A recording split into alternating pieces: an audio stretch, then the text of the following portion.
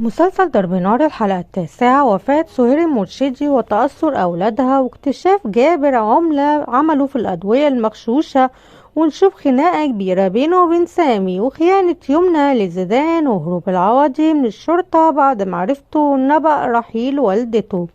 شهد مسلسل ضرب نار الحلقة التاسعة العديد من الأحداث. إذا بدأت الأحداث بنشوف خناقة كبيرة بين مهرة وشقيقها طارق بعد صفعه بالقلم، كما قام بمحاولة طردها من منزل والدهما في مجيء جابر، ومحاولة تصليح الوضع بين مهرة وأخيها طارق.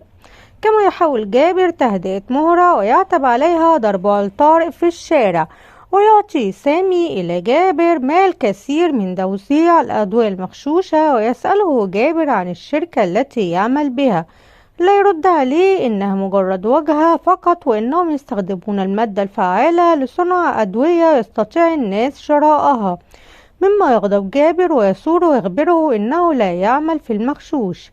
كما سلطت الحلقة الضوء على خيانة يمنى زوجة زيدان له مع أدهم، وذهابها معه إلى الفيلا الجديدة التي اشترتها من خلال زيدان وكتبتها باسمها. وعندما تقلب مهرة في ملابس جابر تجد سلاحه كثير من المال، مما يسبب لها قلق كبير. وفي نفس التوقيت يواصل جابر توزيع الأدوية المغشوشة والمجدولة على الصيدليات المختلفة وكسب أموال كثيرة دون معرفة حقيقة الموضوع. ثم يقوم سامي بأخذه إلى المعمل الذي يقومون من خلاله بغش الأدوية، ويثور جابر بعد معرفته بحقيقة تلك الأدوية، وتنشب خناقة كبيرة بينه وبين سامي، وإنه لن يكمل العمل وغش الناس. ثم يصل لسامي بلاغ إن أحد الصيدليات تم تشميعها. وتعلم صفاء خلال أحداث مسلسل ضرب نار الحلقة التاسعة بسفر أدهم مع يمنى إلى فيلا العين السخنة، وتخبره إنه من الضروري اختفاء تلك الفترة لا يعود إلى يمنى من جديد بعد شوقها إليه. وتقوم خناقة بين مهرة وجابر بعد معرفتها بالسلاح الذي في حوزته، فضلا عن المال الذي يضعه في الدولاب.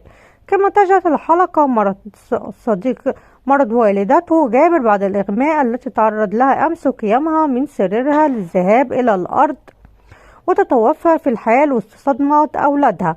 ويقوم عبيد باتصال بجابر ليخبره بوفاة والدته، ويقوم جابر بالهروب منهم لحضور جنازة والدته في الصعيد، ويستمر في جريه من الشرطة فوق أسطح المباني والبيوت حتى يتمكن في النهاية من الهرب منهم وسط صدمة مهرة وعدم فهمها مما يجرى.